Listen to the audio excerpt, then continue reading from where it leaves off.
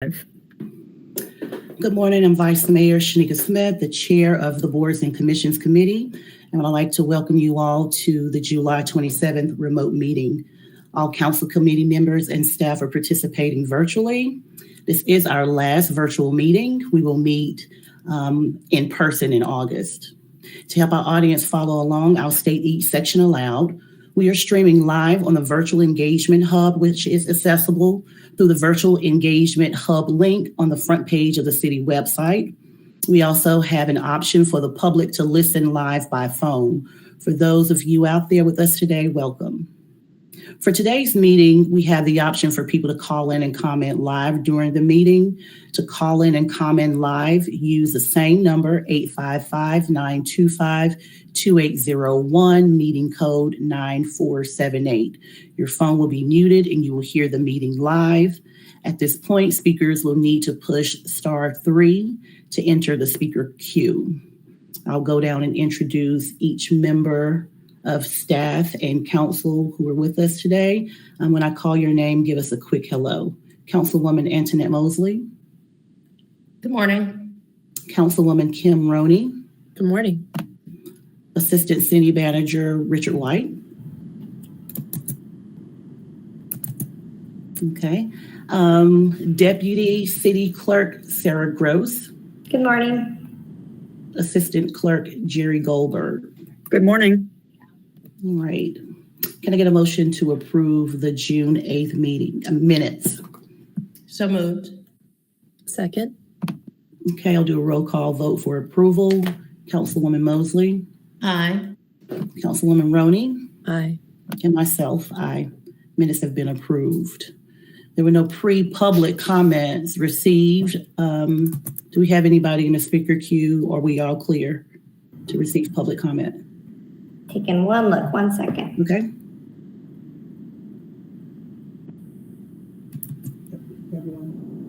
We do have one caller on the line, Okay. and we will patch them through. Hi, can you hear me? We can hear you. Hello. Thank you. City Council members, my name is Patrick Conan and I live in East West Asheville. I'm calling to encourage the city to increase the accessibility of our boards and commission meetings. Over the past year, we've seen city staff invest significant time and resources towards allowing the public to watch and in some cases participate in public meetings virtually. I'm able to make public comment today because of this technology. While there have been some bumps along the way, it's clear that live stream meetings and remote public comment increase the accessibility of public meetings and help ensure all residents are able to participate. However, boards and commission meetings are scheduled to return to an in-person format in August. Despite an increase in COVID cases locally due to the Delta variant, the latest guidance I've heard from city staff indicates that masks will not be required. This concerns me. However, I'm equally concerned by how this shift in format will result in a dramatic reduction in transparency and accessibility in our city government. I firmly believe that our city works best when council and staff work with residents to figure out solutions to our many challenges. However, for the public to bring an informed perspective to these conversations, they must be able to follow the work of our many boards and commissions. The city currently lacks any plan to live stream all board and commission meetings outside of council committees when they return to an in-person format. I feel that this places an unreasonable burden on residents, especially considering the serious public health concerns that exist. We'll soon see our city shift from a moment of great transparency to one of darkness, where options for accessibility are rolled back without any opportunity for the public to weigh in on these significant changes. I know our city can do better. Our staff have the tools and expertise to make meetings more accessible. But City Council needs to demonstrate leadership by making a clear commitment to increase the accessibility of public meetings. I encourage our City Council to immediately allocate resources and direct city staff to determine a plan to live stream all board and commission meetings. We ask residents to volunteer their time to serve on these boards, and I feel that our city has a responsibility to make their work accessible to all residents. Live stream meetings are the bare minimum level of accessibility that should be provided. We must meet that modest goal. but I also encourage the city to work as quickly as possible to allow live call-in public comment at these meetings as well. Thank you. Any more callers, Sarah? Okay.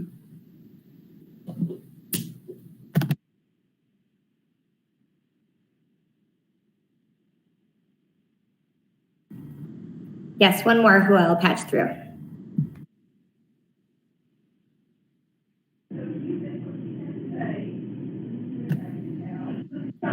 Caller, I can hear you. Hello?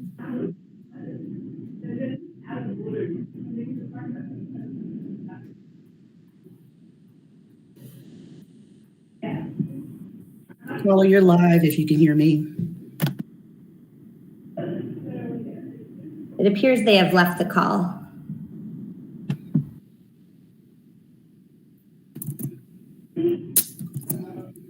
I can still hear them a bit. I'm not sure that you've closed the line.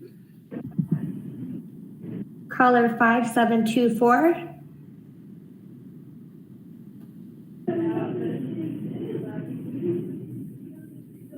Caller 5724, are you available? If nothing, I'm going to mute that line right now. Okay, and I'll go on with the agenda, and they can patch on at the end. Okay, next on the agenda is a request from the Multimodal Transportation Commission to consider elevating the Transit Committee to a council-appointed commission. We have the Assistant Transportation Director and members of the Multimodal Transportation Commission and Transit Committee here with us to provide more information. Good morning, council members. I'm Jessica Morris. I'm the Assistant Director of the Transportation Department. Sorry, I almost said commission. I'm here to give you guys a brief presentation this morning regarding the request and some history of the request and of the Transit Committee itself. And you should have in your packet a staff report, and I will try to share this.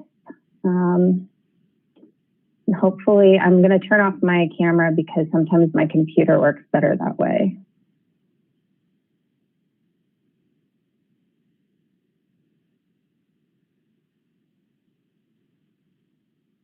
Please let me know if you can see that. We can see that. Okay, great. Thank you so much. Okay, so first, here's an overview of the presentation. We'll talk a little bit about the background, the current structure of the Transit Committee, the concerns that are driving this request, some of the pros and cons that staff has considered, and some other considerations for you guys, as well as options and next steps. So the Multimodal Transportation Commission was formed in May 2013. At that time, there was an existing Transit Commission and a Greenway Commission. And in an effort to better coordinate the different modes and to consolidate council commissions, the Multimodal Commission was formed, and the Transit Commission and Greenway Commission became subcommittees, and the Bike Ped Task Force was also included as part of one of the subcommittees. Prior to formation of the Multimodal Transportation Commission, the Transit Commission was in place for about 17 years, and then prior to that, there was a regional transit authority that was in place, which was not under city control. More recently, in January of 2020, the Transit Committee drafted a resolution for the Multimodal Commission to consider. In that resolution, they were requesting to become a commission of council. In October of that year, of 2020, the Multimodal Commission briefly discussed the request, but did not make any decisions at that time due to a number of factors, including COVID-19, turnover on the Transit Committee, and the upcoming council elections. Earlier this year, both groups restarted the discussion, and then in April of 2021, the Multimodal Commission voted to recommend that the Transit Committee become a council commission. So the current structure of the Multimodal Commission is that it has 9 members. There are 3 at-large members, and then 2 members are assigned to each of the 3 subcommittees. And then there are 2 non-voting members. And we currently have on the Multimodal Commission 1 vacant seat for a Sustainability Committee member. Councilwoman Roney as our current liaison. And the Transit Committee, it can have no fewer than 7 members and no more than 11 members, including 2 multimodal members. So currently, there are 2 seats on the Transit Committee for Multimodal Commission members, and I believe we have to appoint 1 more person at this time from the Multimodal Commission because of a resignation. So some of the concerns that came forward and that led to this request is that the transportation or the Transit Committee has felt for the last couple of years, probably longer, that they lack a strong line of communication to the council, that they feel that they cannot advise council adequately on transit issues and needs. The Multimodal Commission feels like they have too much on their plate, so to speak, that there's a lot of things that come before them, including greenway issues, bicycle and pedestrian transportation issues. And while they feel that transit is obviously a very important component of multimodal transportation, they feel that there's just not enough time for them to dedicate to what they consider to be such a significant part of the city public services. And one of the other issues from a staff perspective is that we have to present, oftentimes we're presenting transit information to both groups. Some of the pros that we have cited include that we already have dedicated staffing in place. So the staffing situation wouldn't really change. We already have a transit planning manager and she has a number of staff. And so the staffing would not change, whether it was continue to be a committee or a commission. There could be a more direct line to council because there would be a council liaison that would need to be appointed to the Transit Commission. The Multimodal Commission would be able to focus more on bicycle, pedestrian, and greenway issues. There could be less duplication of effort for staff. The appointments or the members of the Transit Commission would be directly appointed by the council, and it would further signal the importance of transit, which is one of the city's largest budget items. It also could be a stepping stone towards what could be a reformation of a regional transit authority and just towards a larger effort with working with our adjacent jurisdictions. A couple of cons that we could see is that obviously this would be one more commission for the council to oversee, that you as a body would need to appoint a liaison annually. Another consideration would be that it could lessen the coordination among transportation modes.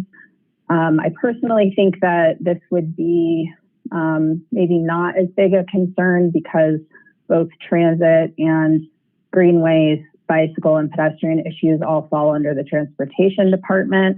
So from a staffing perspective, we'll still have that coordination in place. As I mentioned, transit is one of the city's largest budget items. The city continues to invest in transit, adding new services recently in this current budget year. So we're going to see a continued increase in our services.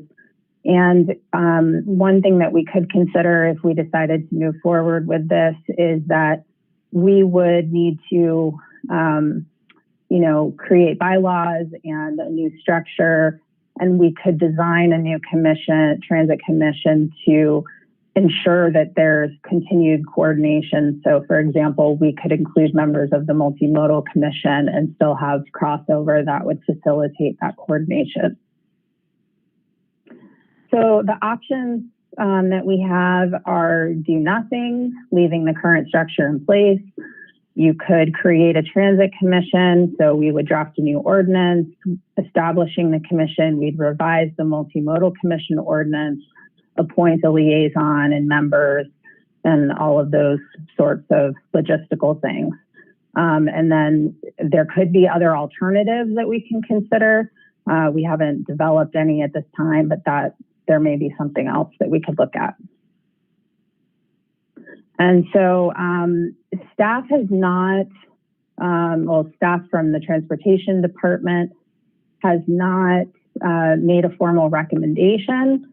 I think that, we would like to hear your discussion and then we'll move forward as you see fit. That's the end of my presentation. I'm happy to answer any questions. Thank you, Jessica. Are there any questions from the committee? So this is Kim. So Jessica, thank you for your presentation and for outlining the way of both parts of this decision to keep things as they are, or to reinstate, not necessarily a new transit commission, but reinstate the committee as a commission. My suggestion is that instead of us making a action and voting on a recommendation today, that we hear from the members of the transit committee that are here, and then request a draft change of the resolution for consideration by this committee at our next meeting. I do have 4 points of why I think that reinstating the transit committee as a commission makes sense. One, transit is a core service, as has been identified. The Transit Commission being demoted in the past decade means they're now advising multimodal instead of advising council. So as the core service of the city, a regional system is also being studied at the MPO level, which will require that regional transit authority. So we're already going to have to consider another group anyway. So that points to that other step that this could be addressing. We have a need to advocate for dedicated transit funding, and the future of the transit master plan is ahead of us. So I agree with the recommendations from multimodal and transit that council would benefit from being advised directly by transit committee members. We've had robust recruitment and engagement efforts from advocacy groups, including Just Economics, Better Buses Together, and fellow bus riders. The transit committee is seated by people who ride the bus from every part of the city, by necessity riders from abroad, and deep range of lived experiences. We also know that working class and poor people are moving to the outskirts of the city and into the county due to the rising cost of living, and that there's a growing population in Asheville and Buncombe County who are paying more than 30% of their income in transportation costs. With the new census data forthcoming, we'll be able to identify what our next move should be, but we need to hear from the people most affected by our transit system, and they're already showing up because we already have the transit committee meetings. So I think it's time to hear from them directly.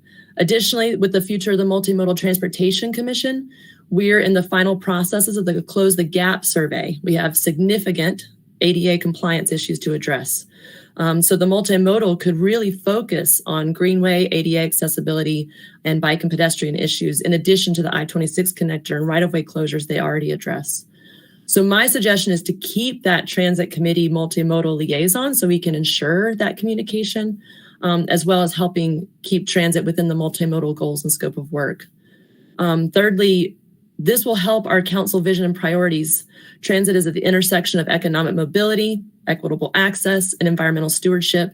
In addition to being a key to success in every category of our 2036 vision, a transit system that runs effectively and efficiently can impact our top priorities, as well as our ongoing operations, as we ensure an equitable recovery from the COVID-19 pandemic. And lastly, I think there's an opportunity to support our staff and our advisors.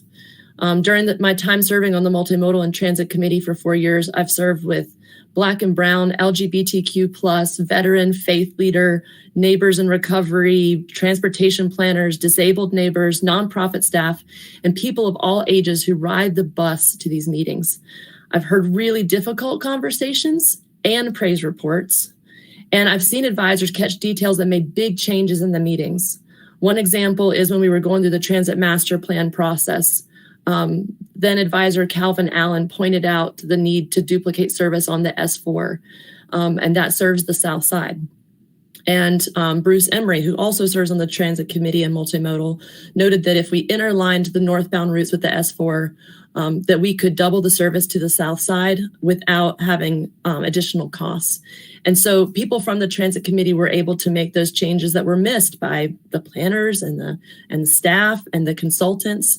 And it had a positive impact that we've benefited from today. So to support this change, I'm willing to maintain the liaison roles to both groups if that's needed, and have offered to schedule monthly check-ins with the multimodal and transit chairs to ensure I'm supporting their leadership roles. By streamlining the meetings, I think we can better utilize our staff time and commission time to advance both the Transit Master Plan and the GAP Plan if we have these groups fully authorized and resources to help council and staff meet our goals. Kim, you mentioned earlier that there's a need to form a new group anyway. I think when you were referring to regional transit, could you restate that? I didn't hear you. Sure. So the Metropolitan Planning Organization is looking at this regional transit study right now. It has not yet been adopted or funded. But if we are going to move to that regional transit authority, then what we would be seeing is that we're taking step backwards along our timeline. We used to have a transit authority in Asheville.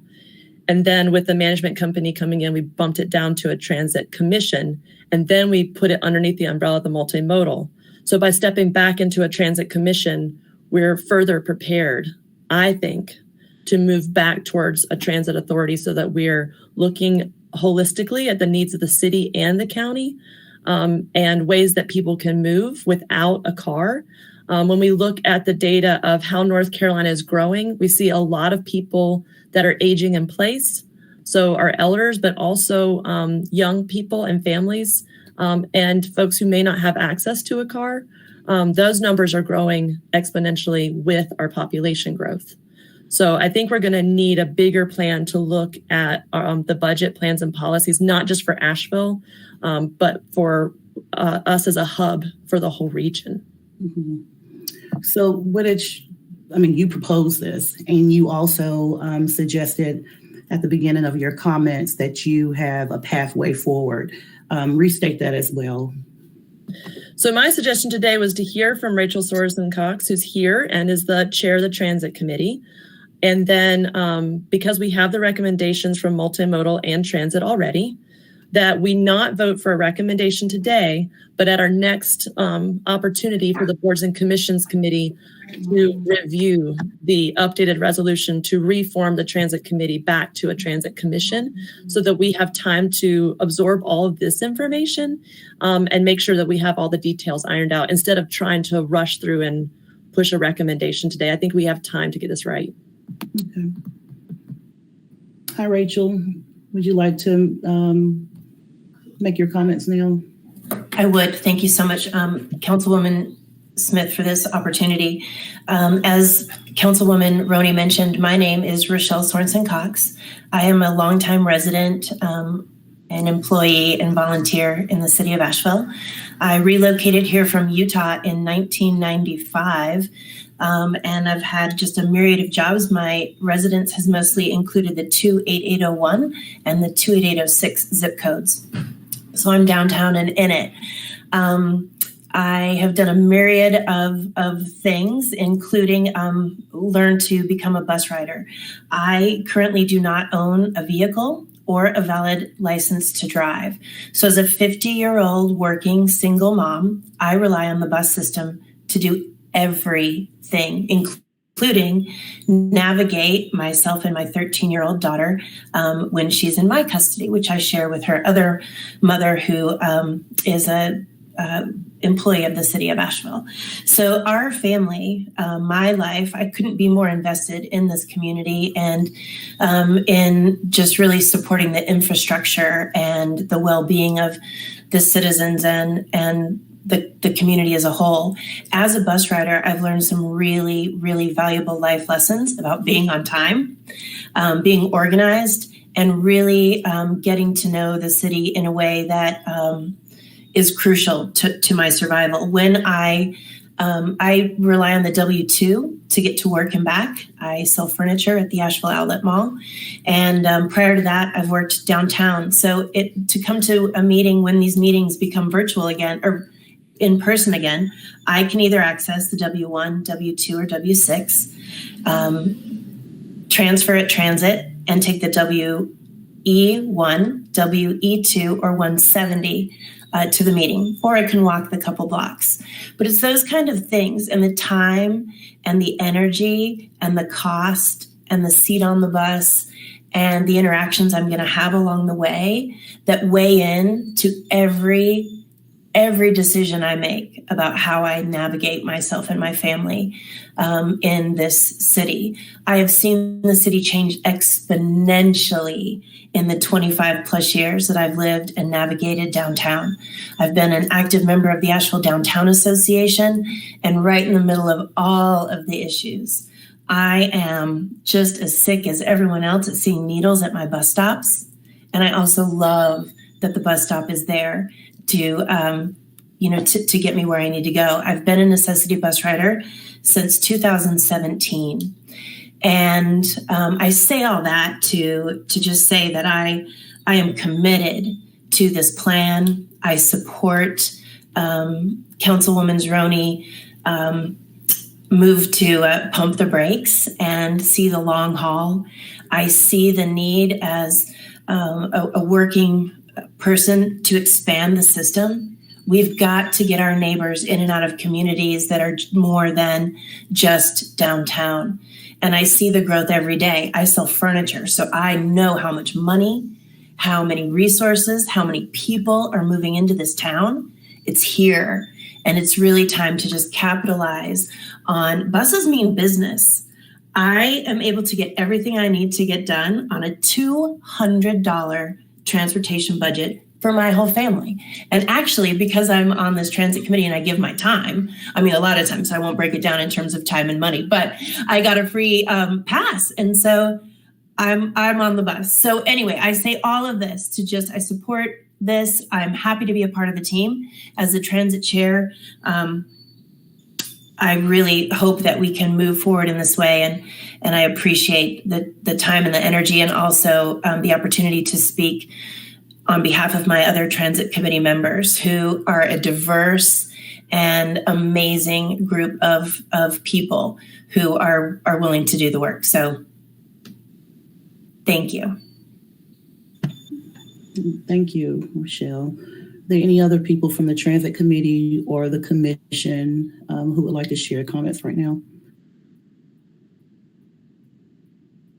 Okay, if not, I'll open this discussion to the committee, to this committee. Any other comments? Was there already a process the staff was undertaking to perhaps streamline all of the commissions prior to this recommendation? I can speak a little bit to that from the clerk's office. There is an assessment underway that's taking a holistic look at all of our boards and commissions and how they function. It is very early in the stages. It would take some community engagement and be a little bit farther down the line.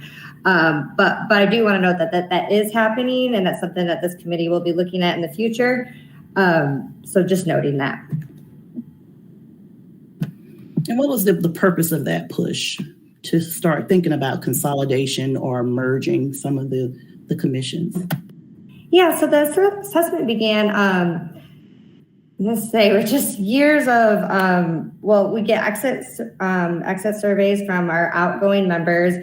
We have done some surveys, and we hear from our staff liaisons as well as concerns from our members. So just kind of compiling what we're hearing and thinking about just different ways to better align how it's structured with council's priorities, and also the communication flow.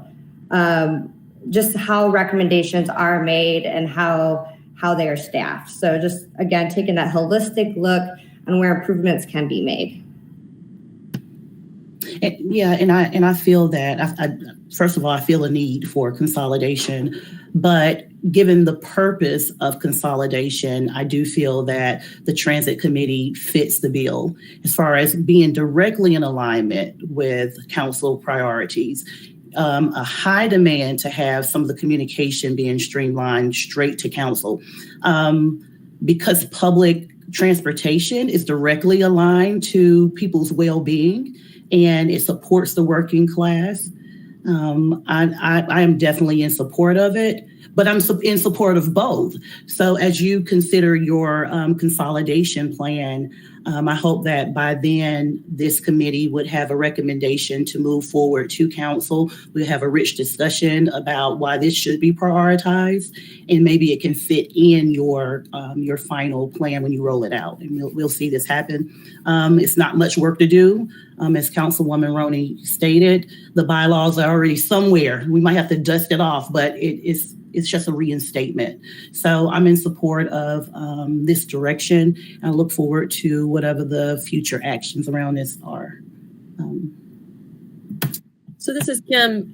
Do you agree that we should take a pause at this and make sure that we have the resolution in front of this group first, or should we move ahead with the recommendation and do the resolution between now and council? I think it's good to take a pause. I think there's more information to gather. I think we do need to consider the direction that you're proposing, as well as the work that's already been, a lot of work that's been put in with Sarah. So let's try to figure out how these two can live together so that we can have a variety of options to move forward to council. Thank you, I agree. And again, just speaking from the administrative perspective in the clerk's office, having eyes on a revised resolution would help us digest what the ask is, if there's a change of scope, and even what the appointment process looks like for council. Okay, so we have more information to gather and probably some ideas and design around structure that will better be a better conversation to move forward to full council. But thank you for everyone who's tuning in. Rochelle, is it Rachel or Rochelle? I hate it is Rochelle, and thank you so much. Yes, thank you for joining us today, and thank you for your comments and everybody else who tuned in to this portion. We're going to move on to the next part of our agenda, the July board appointments. First, we have a vacancy for the African American Heritage Commission. I believe the chair of that commission decides would like us to re-advertise, so we'll be re-advertising for that. We also have the Board of Electrical Examiners. There is one vacancy for a journeyman electrician. There are no applications received, so we'll just re-advertise for that or continue advertising for that. So this is Kim. I spoke with members of the WNC CLC, the union organizers, including the electrical workers. And I understood from that conversation that we should have received multiple applications right after the deadline. So is it possible that we have applications now? Okay. And I can respond to that. We have received applications after the deadline. That is correct. But since it was after the deadline, we don't consider it until the next meeting. Okay, thank you. I just wanted to make sure we were getting applications if people. I think we have at least two, possibly three. Great, thank you. Yeah. So you'll see those on our August agenda. Okay, I guess after the deadline means after the deadline. So we'll see y'all next month. So Citizen Police Advisory Committee, we have two vacancies there. One person to represent West and another person to represent East. We do have some eligible members. Yes, ma'am.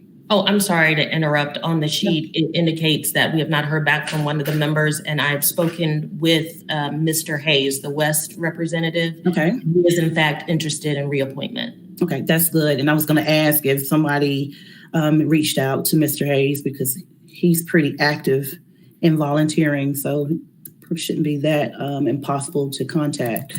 So with that being said, Mr. Carl Catterjohn is eligible and interested for reappointment for the East representation, and Mr. Michael Hayes, he is apparently interested and eligible for the West representative.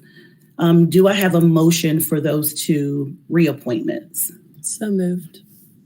Second. Okay. For approval, I'll call each person's name. Councilwoman Mosley. Aye. Councilwoman Roney. Aye. And myself, aye. And that motion carries. Yes, Thank ma'am. So as the liaison to CPAC, I am hearing concern from members that we have not yet had a meeting since 2021.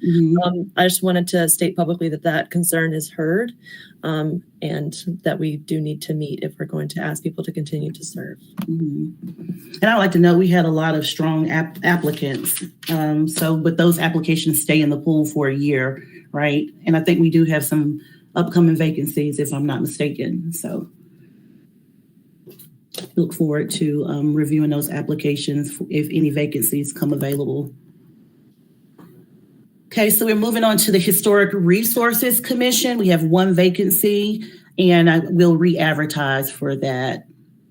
For the Mountain Community Capital Operating Fund, we have one vacancy. The board chair recommends Carl Aguirre. That's the recommendation. Any thoughts from the committee? I would move to recommend Carl to the seat. I'll second. Okay, Councilwoman Mosley for approval. Aye. Councilwoman Roney. Aye. Myself, aye. The motion carries. Multimodal Transportation Commission, there are 3 vacancies, 2 transit seats and 1 greenway seat. The chair recommends the reappointment of Mr. John Bassan for the transit seat and Mr. Kenneth Armstrong for the transit seat. And the commission unanimously recommends Bill Loftus to fill the vacancy. Any thoughts? So this is Kim. As liaison to multimodal, I cannot state higher appreciation for Kenneth and John's level of engagement, especially through this pandemic. So I am prepared to make a motion to reappoint both of them. I also support the Transit Committee or the Multimodal's recommendation for Bill. His experience in supply chain management is really strong. I think that he could advise us on how we rethink the movement and accessibility of food and products to our local small businesses. However, this commission has had years of issues with equitable representation, and we are not going to address that need unless we have a space. I know that we've re-advertised multiple times in the past, but I'd like to know what kinds of outreach we're doing specifically around multimodal other than the ones that I do regularly, as well as members of the multimodal. What are we doing at a city level? And maybe we should be making some sort of move as this group to do deeper outreach. Our normal distribution, but then also I believe it was the transit committee or transit staff that took the initiative to also post these flyers on in the buses and various connection corners. Outside of that, I'm not aware of anything additional. Just the new outreach that we've included with Urban News, WRES, the radio PSAs, other than specifically multimodal, nothing else. So one of the things that has come up in the past, I think it's been 6 years since this change happened, is that council has focused on the appointment to the multimodal, and that would put that multimodal representative on the subcommittee instead of the subcommittees sending a representative. We're specifically looking for a transit representative. So if we put one of these applicants in the transit seat, it automatically seats them on the transit committee as well, the way that things are lined up. So I'm curious if we've communicated with each of the applicants that they will be serving in 2 meetings, and if we've made a formal request for the transit committee to invite members to apply. great question. I don't know that I can't confirm on either of those. We can certainly look into that. And I think that kind of goes to the point of the confusion or duplicancy of having both or one as a subcommittee. So yes, we can look into that. So my recommendation right now would be to reappoint John and Kenneth and to leave the other vacancy while we seek clarity on if the applicants are available to attend 2 meetings. And additionally, during that re-advertisement period, advertise with the Transit Committee. I'm wondering why reappoint those 2 and leave 1 open? Why not leave all 3 open? We could do that because their seats not being reappointed means that they would still serve until their seats are filled. It would serve the same purpose. And the one that you're interested in leaving vacant and re-advertising for, that's the Greenway seat? No, it's the second transit opening. So John is the only existing liaison between multimodal and transit and serves on both. And there are meant to be, according to the multimodal resolution, 2 seats from the Transit Committee. Okay. So is there a motion to, well, we don't need a motion to re-advertise. So are we going to re-advertise for all 3 seats? That would be my preference. Okay. I can support that. So with the Neighborhood Advisory Committee, they recommend moving Bobette Mays to the at-large seat, from the at-large seat to 28803 representation, and recommend that Elizabeth Lycus Worrell be moved to, will be appointed for the new at-large vacancy. And that recommendation also is from the 28803. Elizabeth is a member of the newly formed Oakley Neighborhood Association. So I heard a strong support for her being seated on the Neighborhood Advisory Committee at their meeting this week. Okay, so do we have a motion for that change, to change Ms. Bobette from the at-large seat to 28803 and to move Ms. Lycus Worrell to the at-large vacancy? So moved. Second.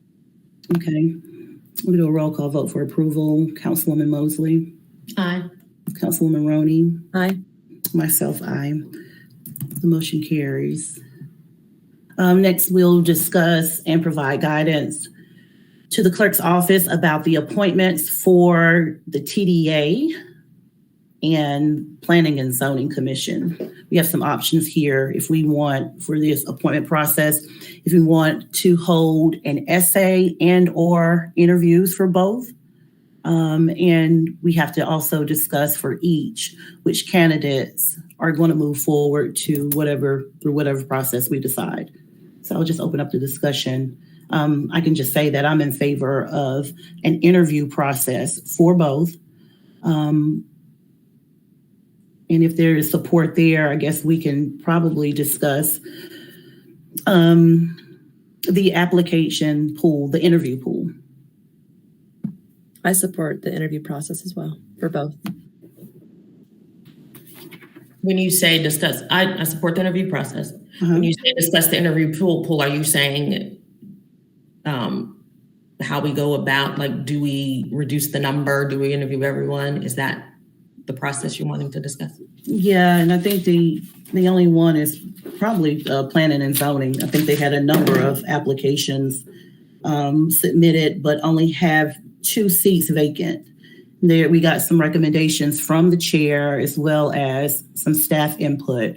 So we just need to decide how many people we want to move through to an interview process for P&Z. We'll take it one by one. We'll do P&Z first. Having reviewed the applications, I would support including Roosevelt Harvin and Sarah Wilcox for sure among the interviews of planning and zoning. So add them to the 4 mentioned by the chair. Yes. Can you list the 4 mentioned by the chair? Because I also had Ricardo on the list. Ricardo, and that's Harvin? No, Ricardo. Yes. Oh, see, sorry. And Ricardo Sejejo. Yes. Okay. So I don't want to badger people's names.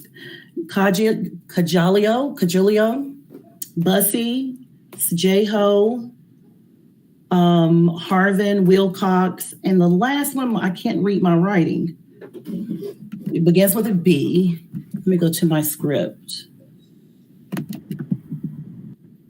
I believe that's Mr. Barton. Say it again, Sarah. Jeffrey Barton. Barton, that's it.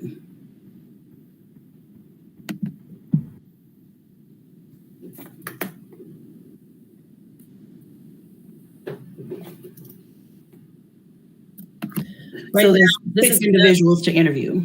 Yeah, my recommendation is just really strongly. I did have Ricardo in my top 3 is Ricardo, Roosevelt, and Sarah. I'm not opposed to interviewing the candidates recommended by PNC. I'm interested in interviewing the candidates mentioned by PNC as well as Sarah Wilcox and Roosevelt Harvin. So if we're in agreement with that, do we have a motion? So moved. Okay, I'll do a roll call vote for approval. Councilwoman Mosley. Aye. Councilwoman Roney. Aye. And myself, aye. Yes. Vice Chair, who was the second? Was that Mosley? Did you second that? Yes. Yes. And that was to interview the 6 candidates, correct? Yes, ma'am. That was the motion. Thank you. Okay, then we move on to the TDA. We've already decided that we would like to do interviews for selection. There are 2 vacancies. Is there a motion for? Can I interject here with just a point of clarification? Mm-hmm. So we were advertising for the 2 101 lodging seats, which we do have 3 eligible applications here. Following our advertisement, we did get another resignation from the 100 or less than 100 lodging. So to make sure that we advertise fairly, it will be on tomorrow's advertising list.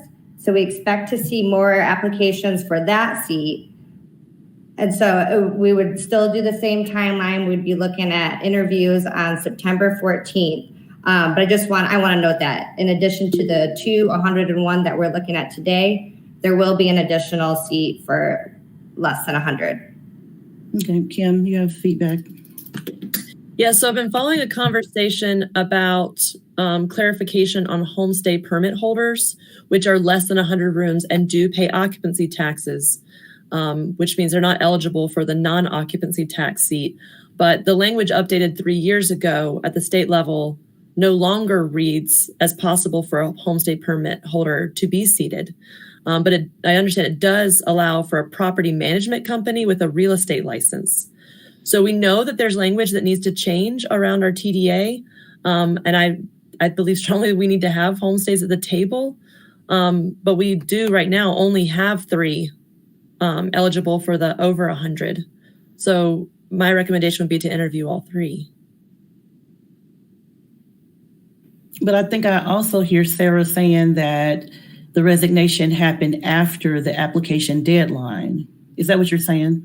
Well, I'm just suggesting that the full council interview all 3 for the vacancies. Okay.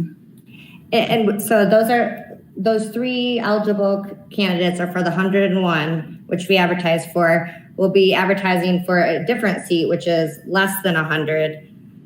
So we will see some more applications. And so I'm sure at our August meeting, there may be more applications to consider, but that will just be for that other seat. So right now we can make a decision about the 101, 3 eligible applications for those 2 seats. But should we then delay the interview process so that our August meeting catches recommendations for the less than 100? So we would hold all the interviews in September. So the timeline would match. So for that remaining seat that we will be advertising in August, we'll ask you for who to interview for those. Sorry. No, I get it. I don't have a preference. I'll leave that to the committee, whether we just keep it open and decide in August as to all of the members, all of the candidates, or if we make the decision to make a decision on the 3 today. So if you have it open, does that mean we could get more applicants in addition to the 3? Yep. For that particular seat? Okay, well, if we have to wait on the other ones, I prefer to just keep it open across the board. Okay, we'll keep it open. Great. So we'll include both of those seats in the advertisement. And then this will be back on the August agenda. And we're recommending the September interviews. That's one because you have a work session on your August meeting. And then also this captures that we can do all of our interviews together. Okay, that sounds good. Sarah, I guess you can stay right there and update us on the in-person meetings and the meeting minutes. Yeah, so I think everyone's aware now that we are transitioning back into in-person meetings. That is because, I don't know if it's official, but the state of emergency issued by the governor is or will be ending shortly, which means that per state law, committee meetings do need to meet in person. So we are set up mostly in the first floor conference room, but other venues as well. We are able to record those meetings to be posted after the fact. So we're not to the point where we can live stream just yet, but we are still exploring those options. But because we are able to record, we are also recommending that we transition more to action minutes. So, which is a template is linked to this agenda here. So it will capture the motions made and any kind of actions made in that meeting. And then also with the timestamp directly linked to the recording as a supplement. Okay, so with the clarification that we are going to be recording all boards and commissions, correct? That's the goal. Awesome. And I think if there's not a recording, it will be discussion minutes. And I'm uncomfortable with the inconsistency there, but that is because of the way the first floor meeting room is set up for that. Because of the microphones, we can ensure that there's good audio on these recordings. We're still testing with other venues to ensure that it would be good audio and good recording, that it could fill that need for minutes. I do want to say thank you for bringing forward the idea of action minutes with the timestamp to the recording. This is something we experimented with at the transit committee level, just to make sure that instead of having a filter of capturing the spirit of a conversation, it's the actual conversation. So I think that this is a positive, and I just wanted to say thank you. As long as we're recording all the meetings, this will make it more possible, not only for the public, but the members to review meetings and us. There have been times as a liaison that I can't attend the multimodal meeting in its entirety or the neighborhood advisory committee in its entirety, or can't attend the planning and zoning meeting, but I can listen to it. So I feel like this is a step in the right direction.